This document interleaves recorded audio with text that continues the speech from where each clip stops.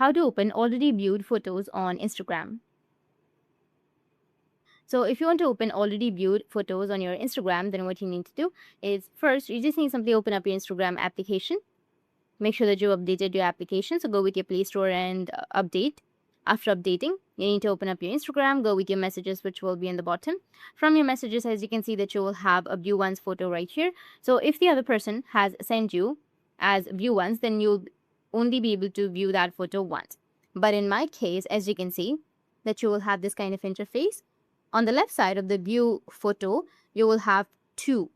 In a circle, you will have two, which means you will be able to open this photo 2 times. If it says 1 or if it says nothing, then you will only be able to view it once. If it says 2, you will have 2 times. So I'll just simply open it, go back, and again tap on it, and you'll be able to see that again. That's how you can open already viewed photos on your Instagram. And if you have any questions, feel free to comment below. Thanks for watching.